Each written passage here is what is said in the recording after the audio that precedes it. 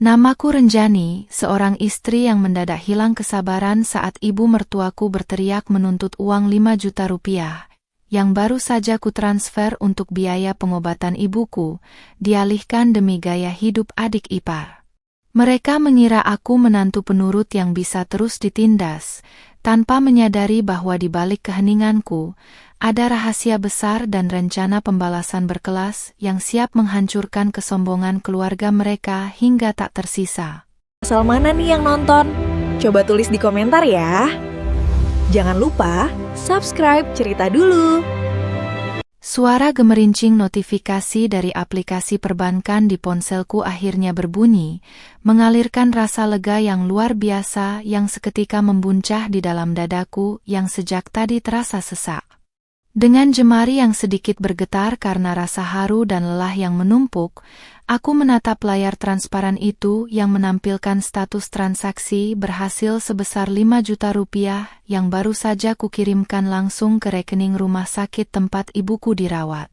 Angka itu bukan sekadar nominal uang biasa bagiku, melainkan hasil dari peluh, keringat, dan lemburan malam yang kukumpulkan secara sembunyi-sembunyi tanpa setahu keluarga suamiku demi menyambung harapan hidup wanita yang telah melahirkanku ke dunia ini.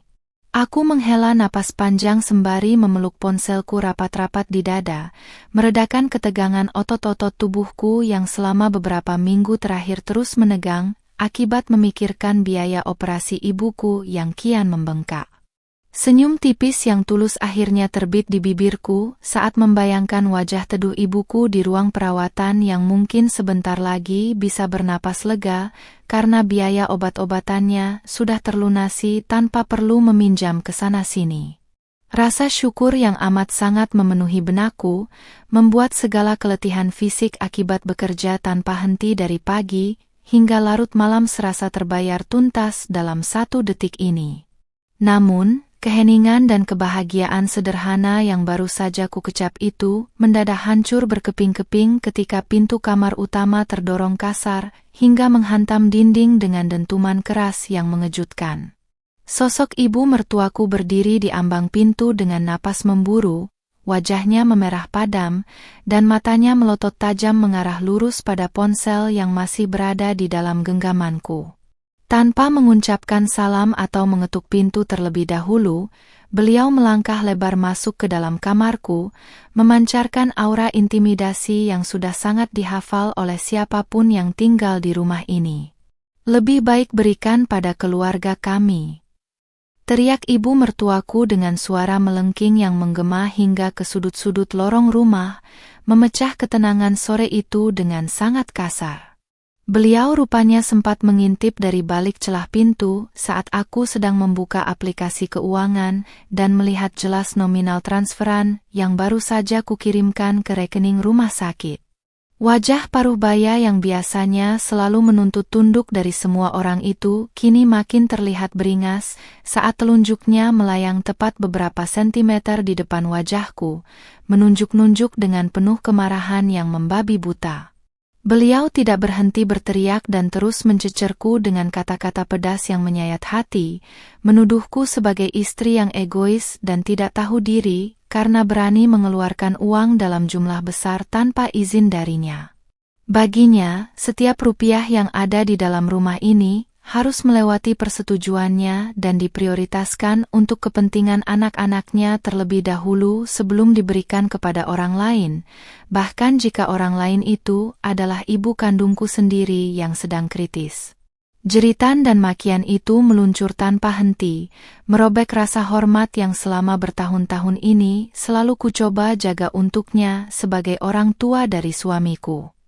Dari arah pintu yang masih terbuka lebar, timbul langkah kaki yang santai namun terkesan meremehkan dari adik iparku yang berjalan mendekat dengan gaya angkuhnya yang khas. Dengan menyilangkan kedua tangannya di dada dan mengunyah permen karet secara kasual, ia melemparkan tatapan sinis kepadaku seolah-olah aku baru saja melakukan kejahatan besar yang tak terampuni. Ia lalu berbisik kompor di samping ibunya, memanasi situasi agar kemarahan sang ibu semakin tersulut dan membuatnya makin gencar memojokkanku di sudut tempat tidur.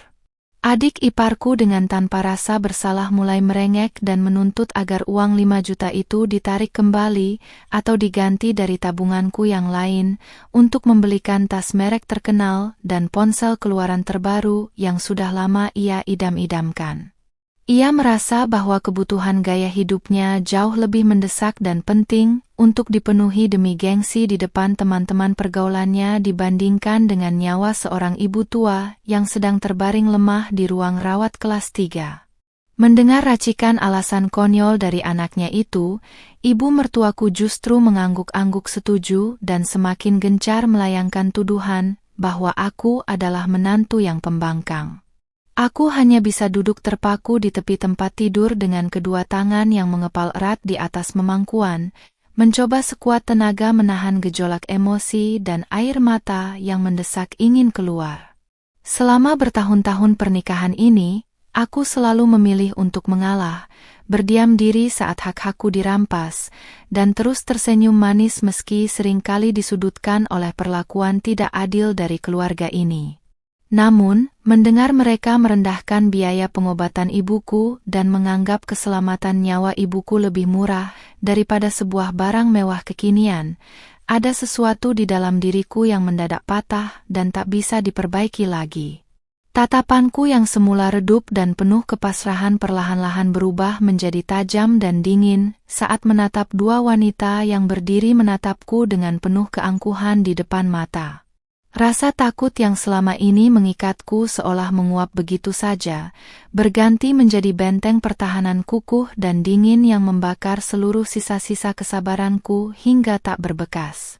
Mereka mengira aku akan kembali menunduk, menangis terisak, dan memohon ampun seperti yang biasa kukerjakan saat mereka menindasku di masa lalu, tanpa menyadari bahwa batas toleransiku sebagai seorang manusia telah habis sepenuhnya hari ini.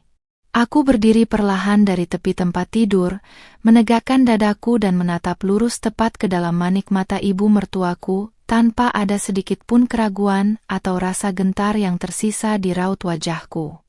Ponsel di tanganku kekeh kukepit erat, bukan lagi sebagai pertanda kepasrahan, melainkan sebagai simbol bahwa tidak ada satu sen pun dari uang hasil keringatku yang akan jatuh ke tangan serakah mereka. Sebuah ukiran senyum tipis yang dingin terbit di bibirku, menandai lahirnya keputusanku untuk berhenti menjadi mangsa dan mulai merancang pembalasan berkelas yang akan meruntuhkan kesombongan mereka sampai ke akar-akarnya. Ibu mertuaku tampak terkejut melihat perubahanku yang tiba-tiba berdiri tegap dan berani menatap matanya secara langsung tanpa ada hembusan ketakutan sedikit pun.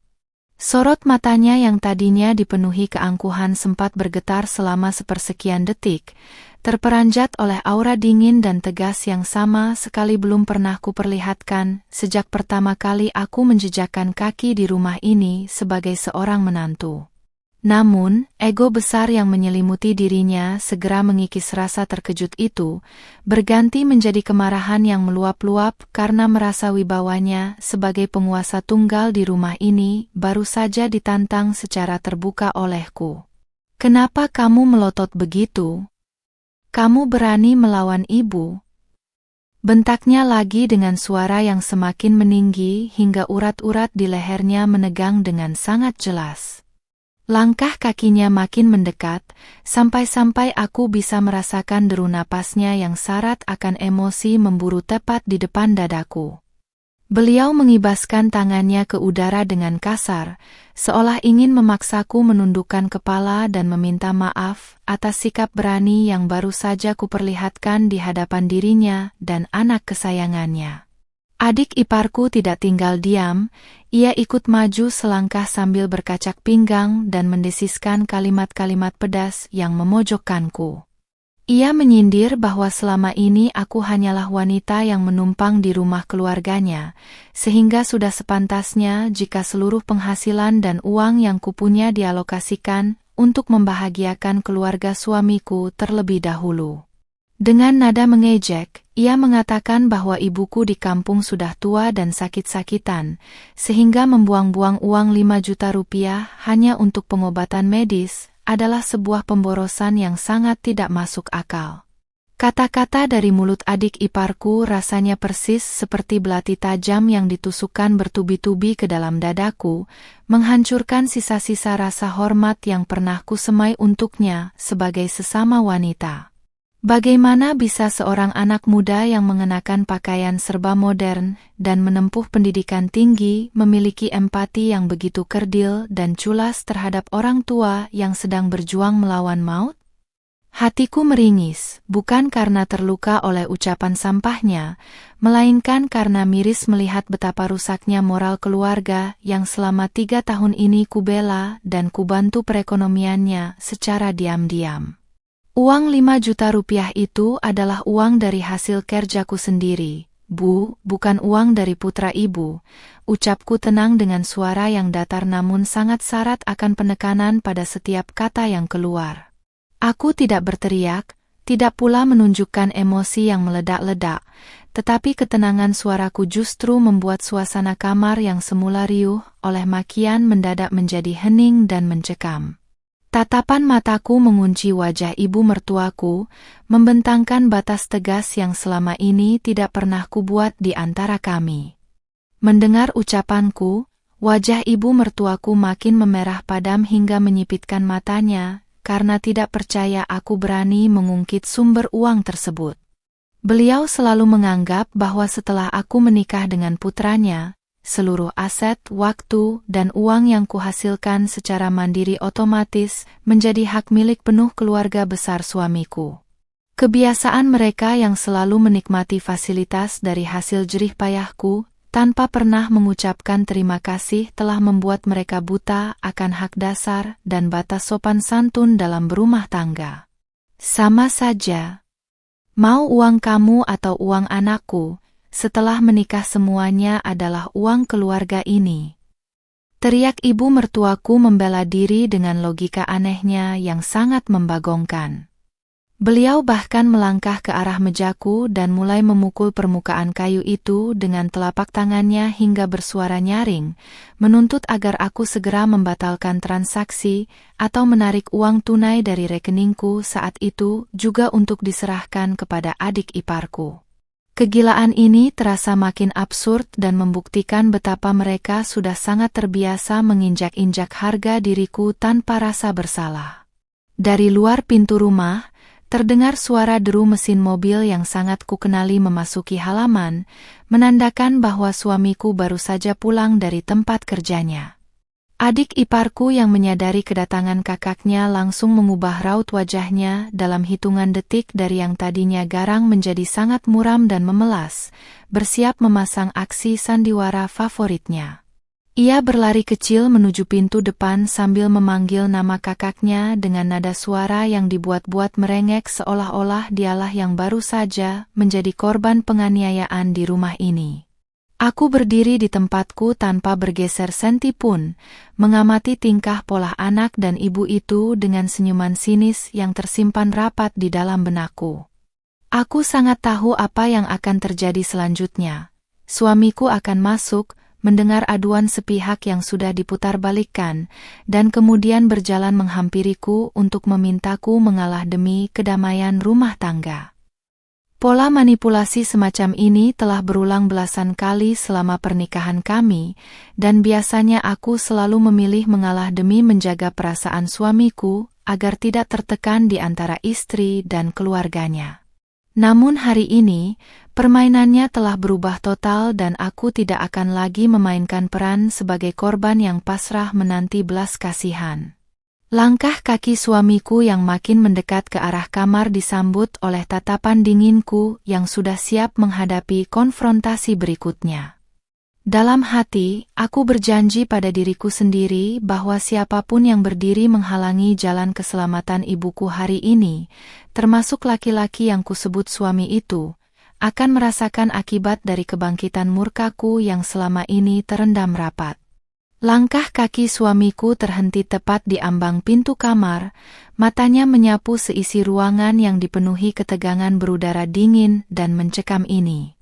Sosok pria yang telah menemaniku selama 3 tahun itu tampak lelah dengan kemeja kantor yang kusut, Namun raut wajahnya langsung berubah keruh saat melihat ibunya berdiri dengan napas terengah-engah dan adiknya yang memasang muka memelas. Sebelum sempat bertanya apa yang sebenarnya terjadi, ibu mertuaku sudah lebih dulu mengambil alih panggung dengan tangisan buatan yang terdengar sangat meyakinkan di telinga siapapun yang mendengarnya.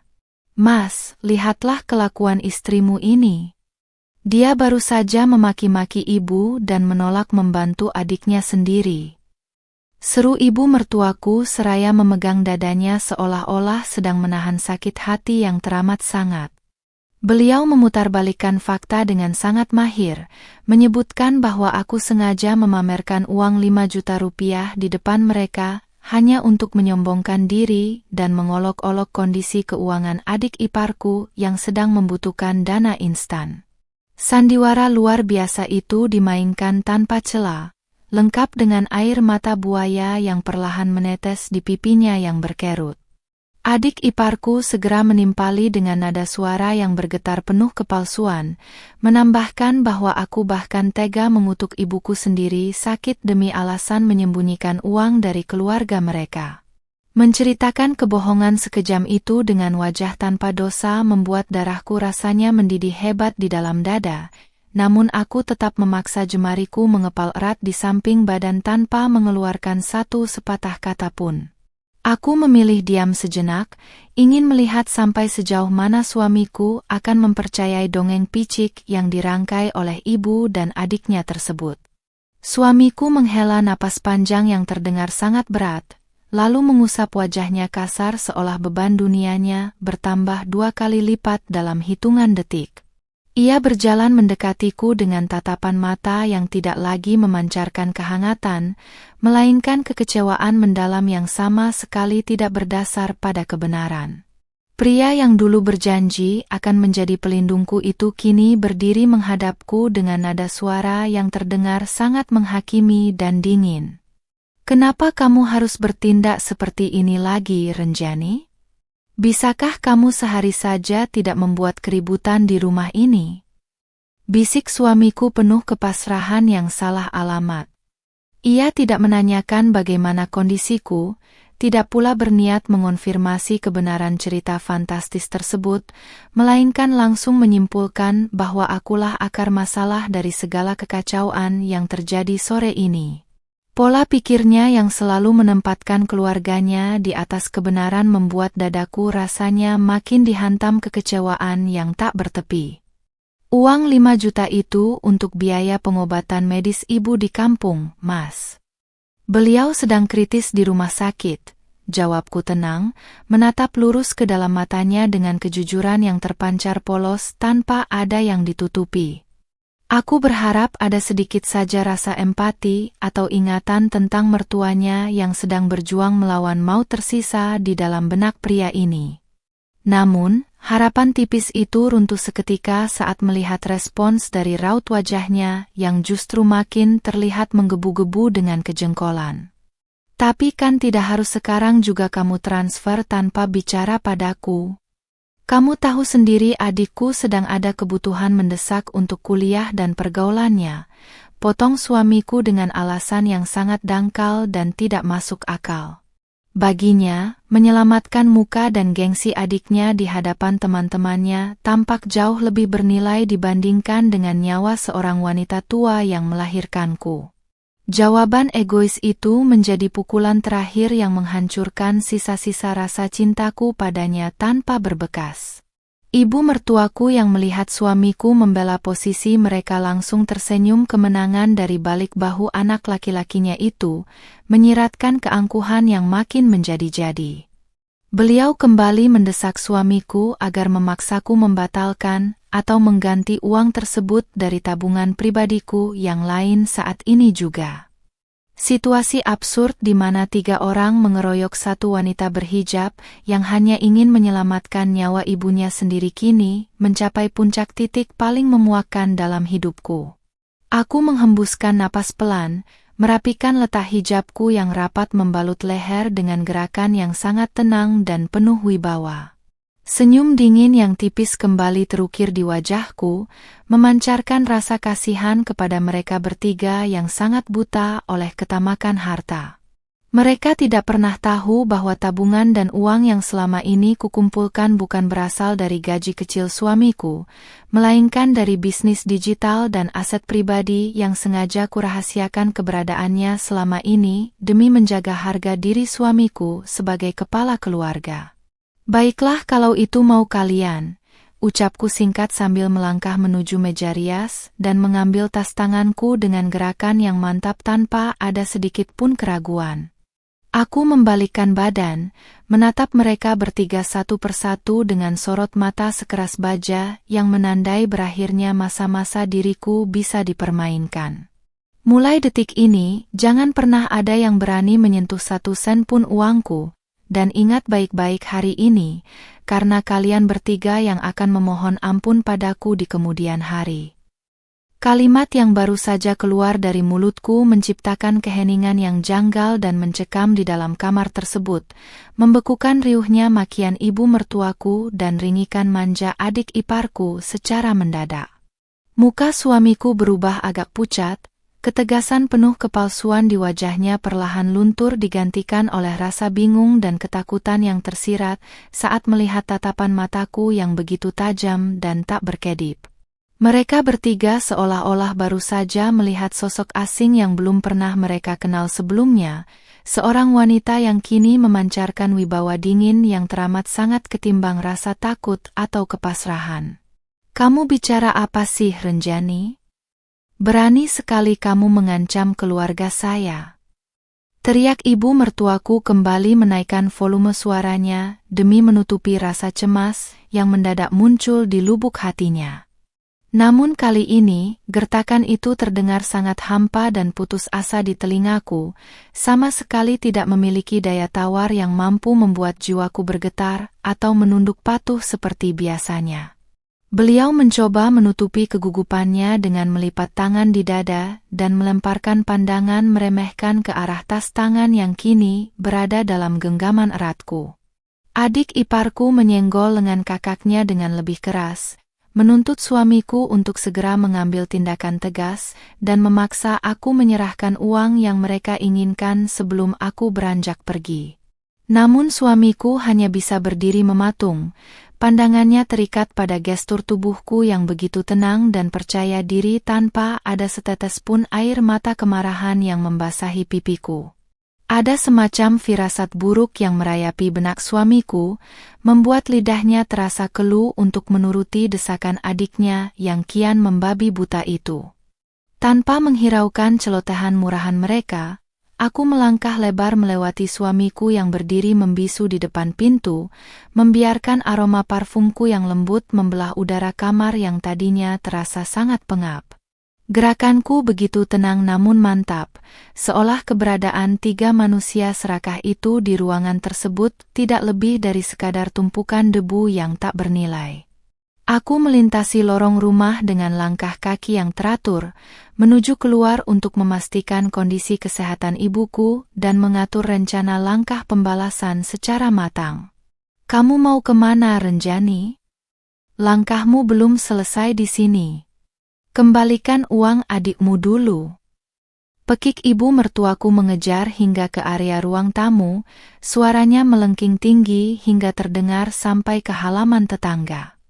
Beliau mencoba menghentikanku dengan cengkeraman tangannya yang kasar, namun dengan satu gerakan cepat dan anggun, aku menepis lengannya hingga terlepas tanpa harus mengeluarkan tenaga berlebihan.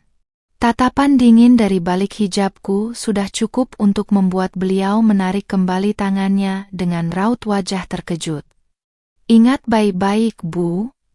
Uang yang kutransfer adalah hak penuh ibuku, dan mulai hari ini, tidak ada lagi sepeser pun uang dari dompetku yang akan masuk ke rekening keluarga ini," ucapku pendek dan telak, menghentikan langkah mereka tepat di depan pintu utama. Kata-kataku terucap sangat jernih dan syarat akan penegasan yang tak bisa ditawar lagi, meninggalkan pesan bahwa masa-masa di mana aku menjadi sapi perah untuk kesenangan mereka telah resmi berakhir pada detik ini. Aku melangkah keluar rumah, meresapi udara sore yang segar berhembus menepuk wajahku dan seketika menyapu bersih rasa pengap yang sempat mengimpit dada. Di belakangku, terdengar samar-samar suara ibu mertuaku yang kembali meluapkan kemarahannya kepada suamiku karena dianggap gagal mengendalikanku sebagai seorang istri. Namun semua teriakan itu tak lagi berarti apa-apa bagiku, karena pikiranku kini sepenuhnya terfokus pada keselamatan jiwa ibuku yang sedang terbaring di rumah sakit daerah. Sambil berjalan menuju mobil pribadi yang kubeli sendiri sebelum menikah dan selama ini bebas dipakai oleh suamiku untuk pergi berkantor, aku merogoh ponsel di dalam tas. Jemariku mengetik pesan singkat namun berdampak besar kepada pengacaraku serta manajer keuangan yang mengelola aset-aset bisnis digital milikku yang selama ini kusembunyikan dari keluarga suami. Sudah saatnya seluruh akses finansial dan fasilitas mewah yang selama ini kunikmati secara diam-diam bersama mereka ditarik kembali tanpa sisa. Mesin mobil meraung halus saat kunyalakan. Lalu kutekan pedal gas meninggalkan pelataran rumah yang selama 3 tahun ini terasa bagaikan penjara tak kasat mata bagi jiwaku. Dari kaca spion, aku bisa melihat sosok suamiku berlari keluar rumah mencoba mengejarku dengan raut wajah panik dan penuh penyesalan, namun jarak di antara kami sudah terlanjur membentang terlalu jauh. Aku tidak akan pernah memutar balik arah kendaraan ini, hanya untuk kembali pada lingkaran keracunan yang pernah menghancurkan rasa hormatku pada diri sendiri. Ketika mobil melaju menyusuri jalanan kota yang dipenuhi lampu-lampu sore, sebuah garis senyum penuh tekad terukir sangat indah di bibirku. Mereka belum tahu bahwa selama ini, seluruh biaya cicilan rumah mewah yang mereka tempati, kendaraan yang mereka pakai, serta modal usaha adik iparku berasal dari rekening atas namaku. Kini, saat keran bantuanku resmi kututup rapat-rapat, aku siap menyaksikan bagaimana gubuk kesombongan yang mereka bangun di atas penderitaanku akan hancur berantakan dalam waktu singkat. Setibanya di rumah sakit daerah, aroma khas antiseptik dan deretan lorong yang serba putih langsung menyambut langkah kakiku yang tergesa. Aku bergegas menuju ruang perawatan kelas 3 tempat ibuku berbaring lemah dengan selang oksigen yang terpasang menempel di hidungnya. Mereka senyum tulus dari bibir wanita tua itu saat melihat kedatanganku, sebuah senyuman hangat yang seketika meluruhkan seluruh rasa lelah dan amarah yang sempat membakar dadaku beberapa jam lalu saat berada di rumah suami. Aku duduk di kursi plastik samping ranjang, menggenggam erat jemari ibuku yang sudah keriput dan terasa dingin di dalam belapan tanganku. Ibuku berbisik lirih, menanyakan apakah aku baik-baik saja dan meminta maaf karena merasa selalu merepotkanku serta mengganggu rumah tanggaku dengan penyakitnya yang tak kunjung sembuh. Mendengar kalimat tulus yang penuh rasa bersalah itu membuat dadaku terenyuh, menguatkan keyakinanku bahwa keputusan yang kuambil untuk memprioritaskan keselamatan ibuku di atas segalanya adalah tindakan yang sangat tepat. Kuberitahukan pada ibu bahwa seluruh biaya administrasi dan obat-obatan untuk tindakan operasinya besok pagi sudah terbayar lunas tanpa kurang 1 sen pun. Wajah pucat ibuku nampak merona haru, matanya yang sayu berkaca-kaca menahan air mata rasa syukur atas rezeki yang mengalir untuk menyambung nyawanya. Dalam hati, aku bersumpah tidak akan pernah membiarkan siapapun, termasuk keluarga mertuaku yang serakah, mengusik kedamaian dan hak hidup wanita suci yang berada di hadapanku ini. Ketika malam makin larut dan ibuku telah tertidur lelap akibat pengaruh obat, ponselku yang diletakkan di atas meja kecil terus bergetar tanpa henti. Nama suamiku terpampang berulang kali di layar, disertai belasan pesan singkat yang nadanya berubah drastis dari yang tadinya menyalahkan menjadi memohon agar aku segera pulang ke rumah. Ia tampak panik karena kartu kredit keluarga yang biasa dipegangnya tiba-tiba tidak bisa digunakan saat hendak membayar tagihan belanjaan ibunya di minimarket. Aku tersenyum sinis membaca deretan pesan panik dari suamiku yang terus menanyakan alasan mengapa seluruh akses kartu perbankan yang terhubung atas namaku mendadak terblokir total. Mereka baru mulai menyadari kepakan kecil dari dampak keputusanku, tanpa pernah membayangkan bahwa ini barulah permulaan dari badai besar yang akan meruntuhkan seluruh kenyamanan hidup mereka. Tanpa berniat membalas sepatah kata pun, kumatikan suara notifikasi ponselku dan membiarkan mereka tenggelam dalam kebingungan di malam hari. Jemariku kemudian sigap membuka laptop pribadi yang selalu kubawa di dalam tas kerja untuk memeriksa seluruh dokumen kepemilikan aset atas namaku. Rumah mewah 2 lantai yang selama 3 tahun ini didiami oleh suami, ibu mertua, dan adik iparku ternyata sepenuhnya terdaftar atas nama pribadiku, dibeli dari hasil keuntungan bisnis digital yang kujalani sebelum menikah.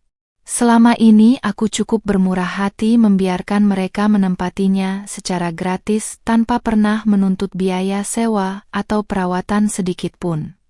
Tak hanya rumah, mobil sedan yang dipakai suamiku untuk bergaya di hadapan rekan-rekan kerjanya, serta modal toko pakaian online milik adik iparku, seluruhnya berasal dari kucuran dana pribadiku.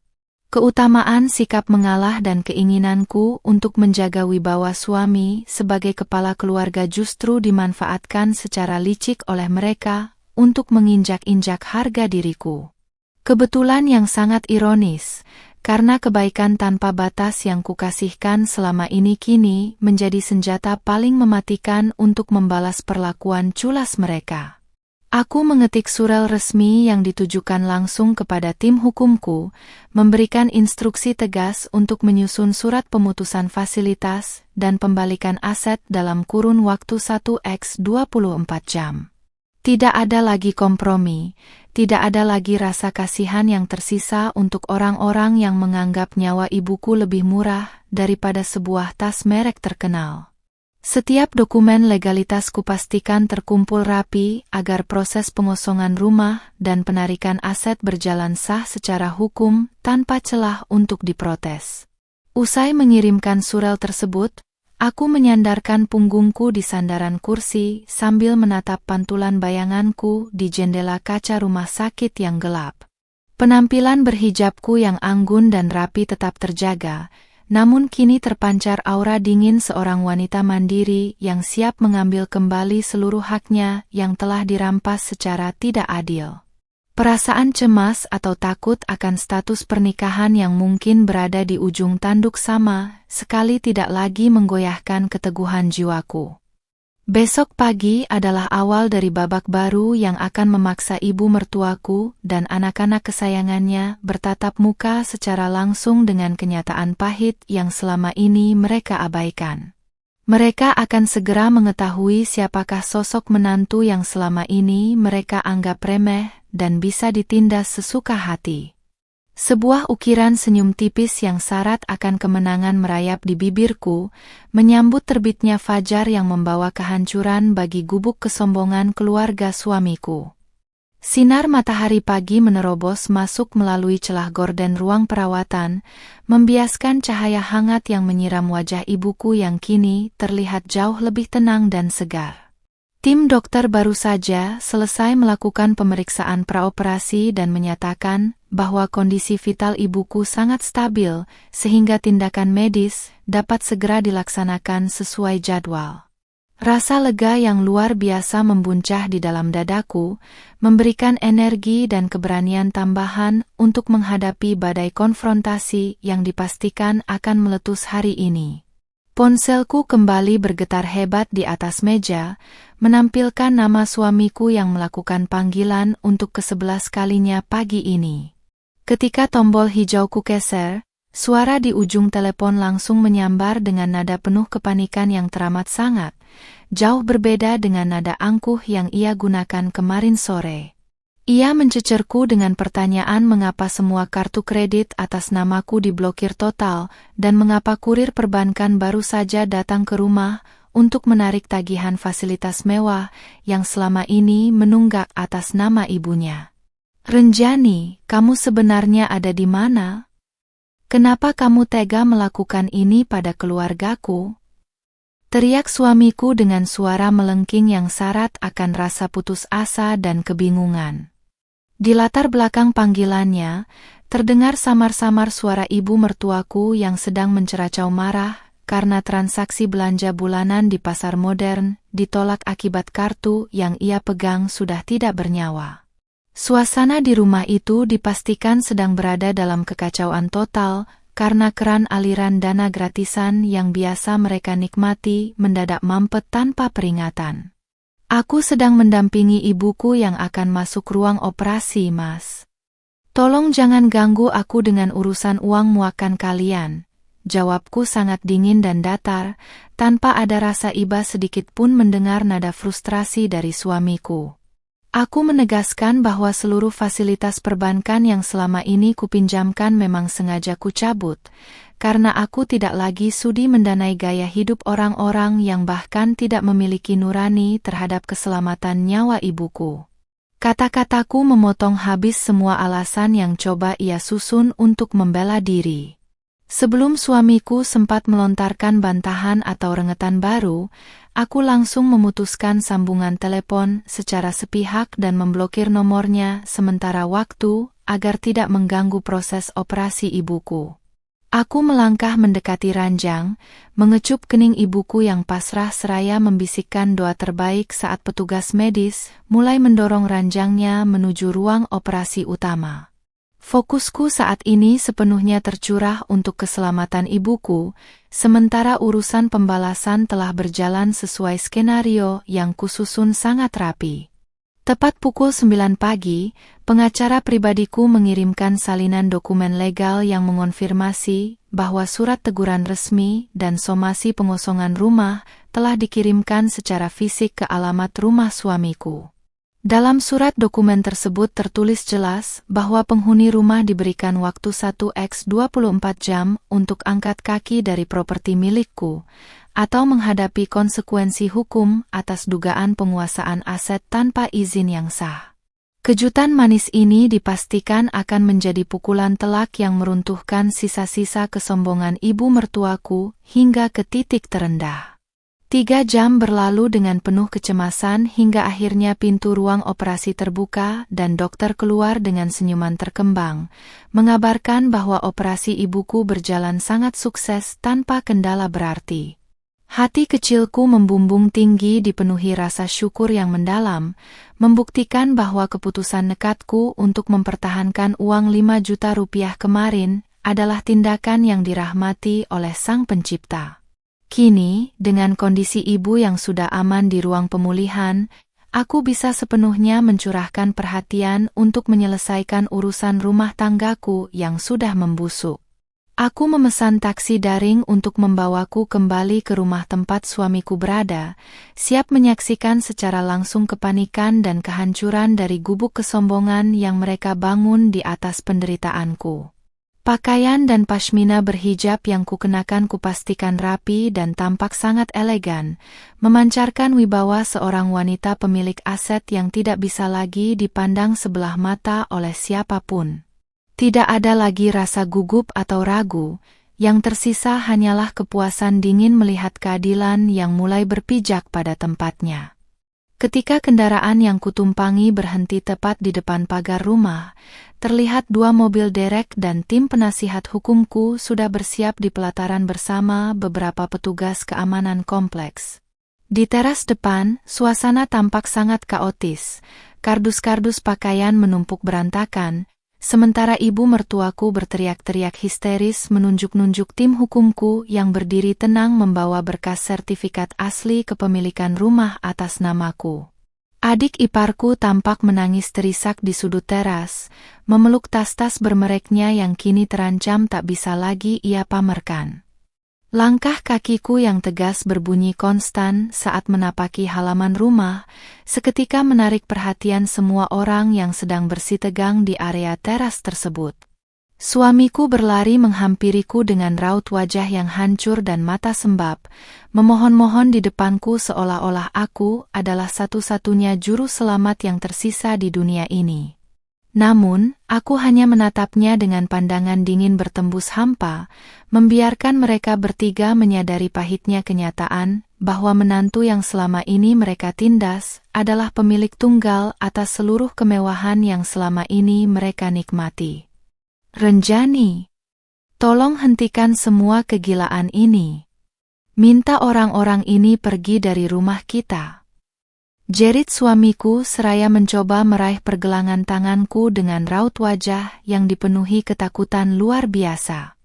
Namun, sebelum jemarinya sempat menyentuh kain bajuku, pengacara pribadiku melangkah maju membentengi tubuhku, menyodorkan salinan berkas hukum berstempel resmi yang membuat gerakan tangan suamiku terhenti seketika di udara.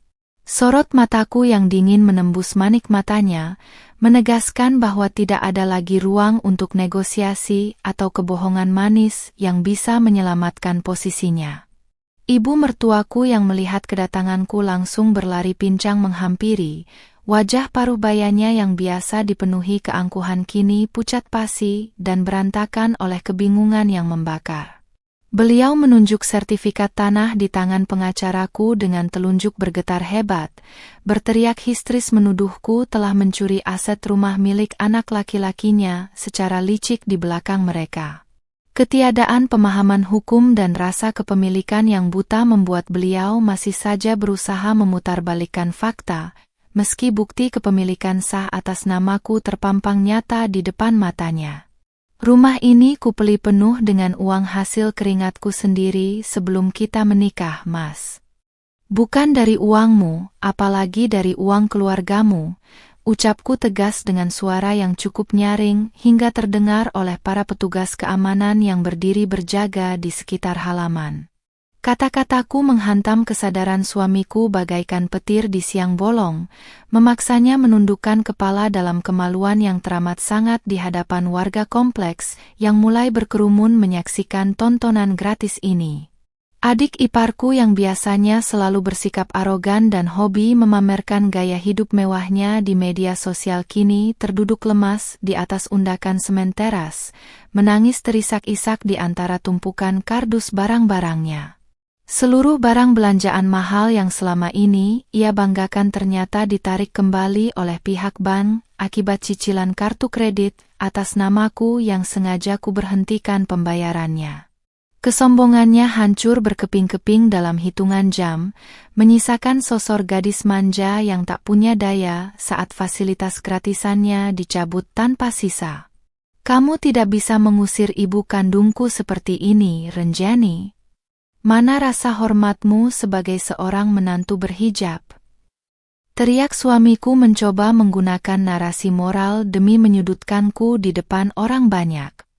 Ia berharap keputusanku akan melunak saat diserang dengan isu norma dan sopan santun yang biasa digunakannya untuk membungkamku di masa lalu. Namun, strategi murahan itu tak lagi mempan pada jiwa wanita yang sudah kehilangan seluruh rasa respeknya akibat perlakuan kejam mereka terhadap keselamatan nyawa ibunya. Rasa hormatku sudah mati saat ibu dan adikmu berteriak merendahkan nyawa ibuku hanya demi uang 5 juta rupiah untuk gaya hidup. Balasku tenang namun menusuk tepat di ulu hati mereka bertiga. Suasananya mendadak hening. Warga sekitar yang tadinya berbisik-bisik kini menatap ibu mertuaku dan adik iparku dengan pandangan cemooh setelah mengetahui kebenaran buruk di balik keributan sore itu. Muka ibu mertuaku berubah merah padam, bukan lagi karena marah, melainkan karena rasa malu yang teramat sangat saat kejahatan moralnya terlanjur telanjang di depan publik. Tim hukumku memberikan batas waktu 30 menit bagi mereka untuk membawa barang-barang pribadi yang muat di dalam tas, sementara seluruh perabotan dan barang elektronik tetap disegel karena dibeli menggunakan tabungan pribadiku. Suamiku bergerak panik seperti orang kesetanan, mengemas pakaian-pakaiannya ke dalam koper kain usang tanpa bisa membawa satupun barang berharga yang selama ini ia pamerkan kepada teman-teman kerjanya. Pemandangan tragis dari keluarga serakah yang terusir dari istana palsu mereka menjadi tontonan yang amat memuaskan bagi jiwaku. Ibu mertuaku yang tak berdaya akhirnya terduduk lesu di pinggir jalanan kompleks, memeluk tas jinjing lamanya sambil memandangi rumah 2 lantai yang selama 3 tahun ini ia bangga-banggakan sebagai milik anaknya. Beliau menatapku dengan mata yang memancarkan kombinasi antara rasa benci, ketakutan, dan penyesalan yang terlambat. Tidak ada lagi gertakan, tidak ada lagi teriakan sok penguasa. Yang tersisa hanyalah seorang wanita tua yang harus menelan kenyataan pahit akibat ketamakannya sendiri. Mobil sedan yang biasa dipakai suamiku untuk pergi berkantor kini dinaikkan ke atas truk derek untuk disita kembali oleh pihak leasing atas instruksi langsung dari pengacaraku.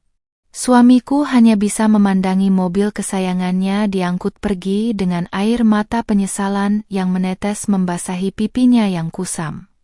Ia menyadari sepenuhnya bahwa dalam sekejap mata, ia telah kehilangan segalanya. Rumah mewah, mobil bagus, reputasi, dan istri mandiri yang selama ini selalu tulus menopang hidupnya tanpa banyak bicara. Aku berjalan mendekati suamiku yang berdiri gemetar di pelataran pagar, menyerahkan sebuah amplop coklat tebal yang berisi berkas gugatan cerai yang sudah kutandatangani secara resmi di depan notaris. Sampai jumpa di pengadilan agama, Mas. Terima kasih telah mengajariku bagaimana caranya menjadi wanita yang tidak bisa lagi diinjak-injak. Bisikku halus namun syarat akan kehancuran bagi masa depannya. Tanpa menunggu jawabannya, aku memutar badan dan melangkah masuk ke dalam rumah milikku, mengunci pintu rapat-rapat dan meninggalkan mereka yang meratapi nasib di atas trotoar jalanan. Pintu jati tebal rumahku terkunci rapat dengan bunyi slot yang mantap, secara simbolis memutus total hubungan dan trauma masa lalu yang selama 3 tahun ini mengurung kebebasanku. Dari balik kaca jendela berteralis, aku memperhatikan deretan truk derek dan mobil pengacara yang perlahan mulai meninggalkan pelataran rumah. Di seberang jalan, tampak suamiku bersama ibu dan adiknya terduduk pasrah di atas trotoar dengan tumpukan koper lusuh di sekeliling mereka, menjadi pemandangan kontras dari kesombongan yang beberapa hari lalu mereka pamerkan. Ponselku berdering pendek, menampilkan pesan dari sekretaris pribadi bisnis digital milikku yang mengabarkan bahwa proses pengalihan aset dan pembekuan rekening bersama telah rampung 100% tanpa kendala.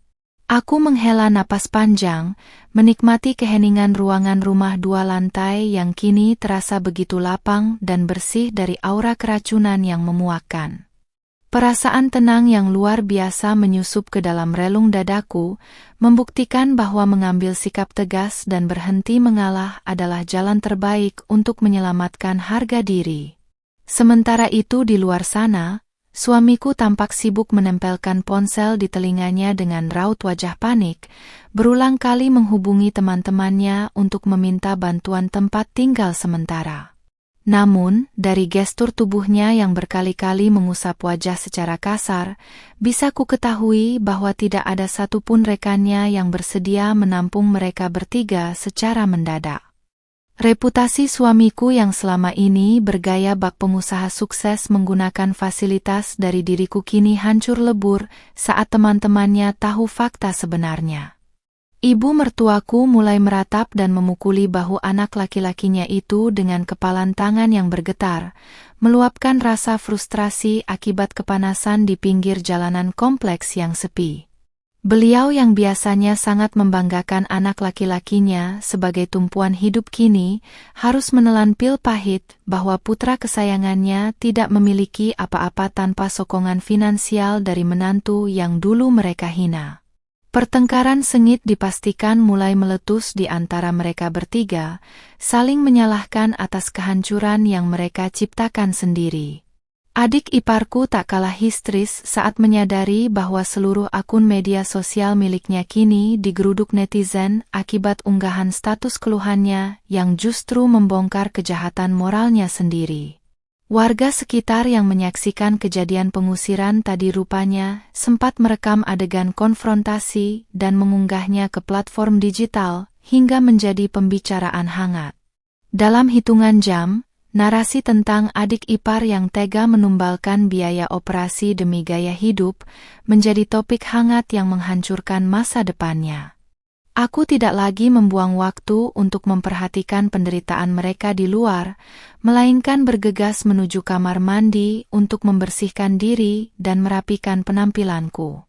Balutan hijab pashmina, kaos polos yang nyaman, dan setelan pakaian kerja yang elegan kupilih untuk menunjang agendaku sore ini. Jadwal berikutnya adalah mendatangi rumah sakit daerah untuk menemui tim dokter dan memastikan proses pemulihan ibuku pasca operasi berjalan tanpa gangguan sedikit pun. Sebelum melangkah keluar melalui pintu samping menuju garasi, aku menyempatkan diri mengecek kamera pengawas CCTV yang terpasang di area depan rumah melalui aplikasi di ponselku. Terlihat suamiku akhirnya menyeret koper-kopernya menyusuri jalanan kompleks sambil menuntun ibunya yang berjalan terpook-pook, disusul adiknya yang mengekor di belakang dengan wajah tertunduk malu. Mereka bertiga terpaksa melangkah menuju stasiun bus terdekat untuk pulang ke rumah tua mereka di desa. Langkah kaki mantap membawaku menuju mobil cadangan milik perusahaan yang sudah disiapkan oleh asisten pribadiku di garasi samping. Kendaraan melaju mulus membelah sore yang cerah, membawa harapan baru dan lembaran hidup yang bersih dari manipulasi serta rasa tidak dihargai. Setiap detik yang kulalui rasanya kini jauh lebih ringan, tanpa ada lagi beban ketakutan akan intervensi dari keluarga suami yang selalu menuntut kepatuhan buta. Setibanya di ruang perawatan rumah sakit, senyum terkembang dari wajah ibuku yang sudah berpindah ke kamar perawatan VIP yang jauh lebih nyaman dan tenang. Melihat kondisi beliau yang makin membaik dengan penanganan medis terbaik dari hasil jerih payahku sendiri, memberikan kepuasan batin yang tak dapat dinilai dengan angka berapapun. Di ruangan bertemperatur sejuk ini, aku mengapit tangan ibuku dengan lembut, berjanji untuk selalu menjaganya dari orang-orang jahat. Ketika malam merambat makin pekat, aku menerima panggilan dari pihak pengadilan agama yang mengonfirmasi bahwa berkas gugatan ceraiku telah teregistrasi dan jadwal sidang pertama telah ditetapkan. Aku menatap keluar jendela kamar rumah sakit dengan sorot mata yang penuh tekad dan kedamaian yang utuh. Pembalasan berkelas yang kurancang bukan sekadar tentang menarik kembali harta material, melainkan tentang menegakkan kembali martabat diri sebagai seorang wanita berhijab yang berhak atas kebahagiaan dan penghormatan. Hari sidang pertama di pengadilan agama akhirnya tiba dengan cuaca pagi yang begitu cerah, seolah ikut menyambut langkah baruku menuju kebebasan yang seutuhnya. Aku tampil anggun dan tenang mengenakan pashmina hitam yang terbalut rapi mengelilingi leher, dipadukan dengan setelan blazer tunik dan rok panjang yang mempertegas wibawa serta keteguhan diriku. Tidak ada lagi raut cemas atau keraguan yang dulu sering menghiasi wajahku. Kini yang terpancar hanyalah ketenangan seorang wanita yang memegang kendali penuh atas takdir hidupnya sendiri. Di koridor gedung pengadilan yang ramai, aku melihat suamiku sudah duduk menunggu di salah satu bangku kayu dengan penampilan yang sangat memprihatinkan. Kemeja kantor yang mengenakan tampak agak lusuh dan tidak terawat. Raut wajahnya kusam, dengan lingkaran hitam pekat di bawah matanya yang menandakan ia telah melewati malam-malam penuh ketakutan dan penyesalan. Saat mata kami saling bertaut dari kejauhan, ia seketika bangkit berdiri dan melangkah tergesa-gesa menghampiriku dengan pandangan mata yang sangat memelas. "Renjani, tolong beri Mas satu kesempatan lagi. Mas sadar Mas salah. Mas sudah membutakan diri dari kebaikanmu selama ini," ratap suamiku dengan suara yang bergetar hebat saat berdiri di hadapanku. Ia menceritakan betapa kacau hidupnya sejak terusir dari rumah. Modal toko online adiknya habis disita tagihan, dan ibu mertuaku kini jatuh sakit di desa akibat rasa malu yang tak teranggungkan. Setiap kata yang keluar dari mulutnya adalah ratapan kekalahan dari seorang pria yang baru menyadari nilai istrinya setelah semuanya hilang. Aku mendengarkan seluruh ratapannya dengan wajah tanpa ekspresi, berdiri tegap tanpa ada niat sedikit pun untuk menggeser posisi atau memotong ucapannya. Rasa kasihan yang dulu selalu menjadi celah baginya untuk memanipulasiku kini telah menguap sepenuhnya dari dalam hatiku. Sungguh ironis melihat bagaimana seorang pria yang dulu begitu berkuasa dan membela kejahatan keluarganya kini bersimpuh di depan wanita yang pernah ia sepelakan hanya demi bertahan hidup. Kesempatan itu sudah habis di hari kamu menukar nyawa ibuku dengan gengsi dan keserakahan keluargamu, Mas. Jawabku singkat namun sangat tajam, menatap lurus ke dalam matanya tanpa berkedip. Kalimat itu membungkam mulut suamiku seketika, membuat senyum kepalsuan atau alasan membela diri yang coba ia susun mendadak runtuh tak berbekas. Tatapanku yang dingin membentangkan tembok tebal yang menandakan bahwa tidak ada jalan kembali menuju masa lalu. Panggilan dari ruang sidang utama akhirnya bergema melalui pengeras suara, memanggil namaku dan nama suamiku untuk segera memasuki ruangan. Aku melangkah masuk dengan penuh percaya diri bersama pengacara pribadiku, membiarkan suamiku mengekor dari belakang dengan langkah kaki yang berat dan lunglai. Di hadapan majelis hakim yang bijaksana, proses mediasi berjalan singkat karena sikapku yang sudah bulat dan tidak dapat diganggu-gugat untuk berpisah secara hukum. Pengacaraku membeberkan seluruh bukti penelantaran emosional, penguasaan aset secara tidak sah, serta ketidakmampuan suamiku dalam memberikan nafkah yang layak tanpa bergantung pada penghasilanku. Bukti-bukti rekaman dan dokumen keuanganku yang otentik membuat suamiku tak mampu melayangkan satupun bantahan di depan hakim. Keangkuhannya sebagai kepala keluarga runtuh total di hadapan hukum, menyajikannya sebagai pihak yang sepenuhnya bersalah dalam keretakan rumah tangga ini. Ibu mertuaku dan adik iparku yang turut hadir duduk di bangku penonton, sidang hanya bisa menunduk dalam-dalam, menghindari tatapan mata warga dan kerabat yang sengaja datang menyaksikan. Tidak ada lagi teriakan melengking, tidak ada lagi hinaan sok berkuasa yang biasa terlontar dari mulut ibu mertuaku. Mereka bertiga kini benar-benar terhimpit oleh kenyataan pahit bahwa menantu yang selama ini mereka anggap remah adalah sosok penentu jalan hidup mereka. Ketika hakim ketua mengetukkan palu sidang menandai berakhirnya proses mediasi dan dilanjutkannya gugatan cerai ke tahap putusan akhir, rasa lega yang tak tertandingi membuncah di dalam dadaku. Aku berdiri dari kursi sidang, merapikan letak hijabku dengan anggun, dan memberikan penghormatan terakhir kepada majelis hakim. Perjuangan panjang mempertahankan hak dan harga diri ini akhirnya mencapai titik puncak kemenangan yang sangat manis. Aku berjalan keluar dari ruang sidang tanpa sekalipun menoleh ke belakang, meninggalkan suamiku yang terduduk menangis terisak di lantai koridor pengadilan. Di luar gedung, matahari siang menyinari jalanku dengan hangat, menyambut sosok wanita baru yang telah bangkit dari penindasan. Hari ini, aku tidak hanya memenangkan persidangan hukum, melainkan juga mengembalikan kehormatan diriku dan ibuku dari cengkeraman keluarga yang tidak pernah tahu cara menghargai kebaikan tulus. 3 bulan berlalu sejak ketukan palu pengadilan agama mengesahkan perceraianku, dan kehidupan baru yang kubangun kini memancarkan ketenangan serta keberkahan yang tak terhingga. Ibuku telah pulih sepenuhnya pasca operasi. Wajahnya yang dulu pucat kini merona segar dan penuh dengan senyuman hangat saban hari di rumah kami yang tenang. Tanpa adanya aura keracunan dari keluarga mantan suami yang selalu menuntut dan menguras energi, rumah 2 lantai milikku kini terasa bagaikan surga kecil yang dipenuhi kebahagiaan sejati. Bisnis digital dan lini usaha kreatif yang kukembangkan tanpa persembunyian lagi justru makin melejit pesat, mendatangkan keuntungan berlipat ganda yang melimpah ruah.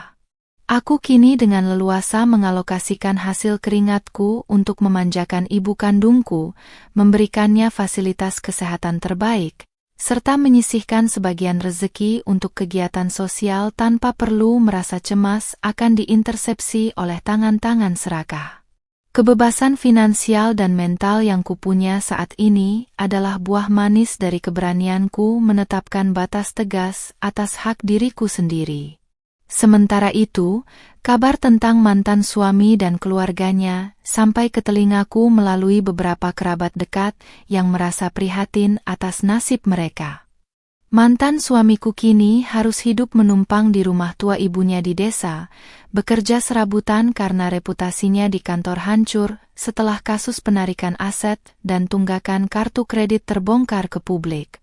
Pria yang dulu begitu angkuh berdiri membela kejahatan keluarganya itu kini tenggelam dalam penyesalan mendalam yang tak lagi berujung. Ibu mantan mertuaku yang dulu berteriak-teriak menuntut uang 5 juta rupiah milik ibuku kini harus menghadapi kenyataan pahit dalam kesehariannya yang serba kekurangan.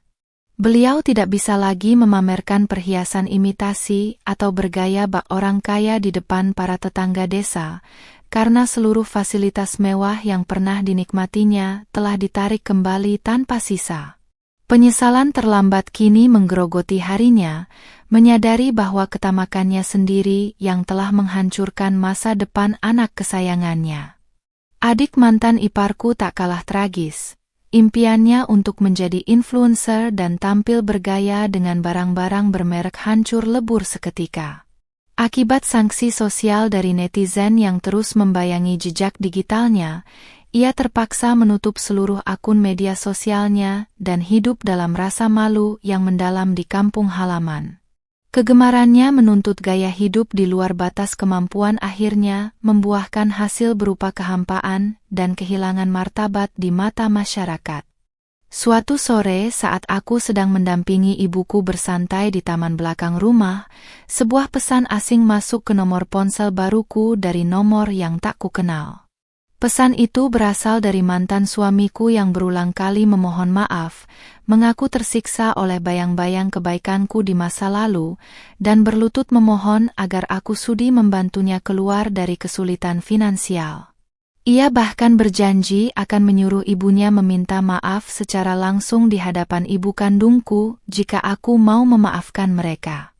Aku membaca pesan panjang itu dengan senyum tipis di bibir, tanpa ada sedikit pun rasa marah, benci, ataupun iba yang tersisa di dalam lubuk hatiku.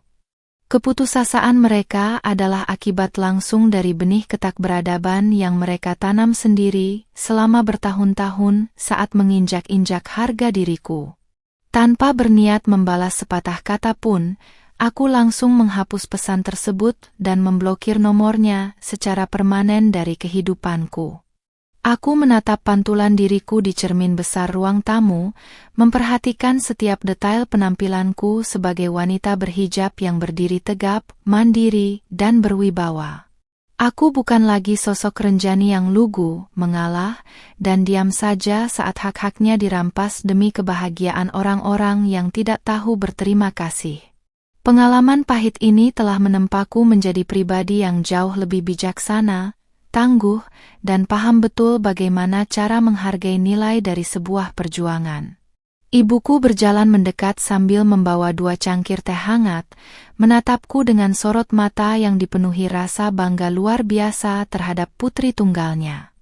Kami duduk bersama menikmati hembusan angin sore yang sejuk, meresapi setiap detik kedamaian yang berhasil kami pertahankan melalui perjuangan air mata dan ketegasan sikap. Kehidupan yang kami jalani saat ini adalah bukti nyata bahwa kebenaran dan ketulusan akan selalu menemukan jalannya untuk menang atas keserakahan. Pengalaman hidupku menjadi pelajaran berharga bahwa kesabaran seorang istri bukanlah tanda kelemahan, dan hijab yang kukenakan adalah simbol kehormatan yang tidak boleh diinjak-injak oleh siapapun. Ketika sebuah pintu kezaliman ditutup dengan tegas, Sang Pencipta membukakan pintu-pintu keberkahan baru yang jauh lebih indah dan mulia. Aku memeluk ibuku erat-erat, menyambut masa depan yang cerah dengan senyuman penuh kemenangan dan kedamaian jiwa yang utuh.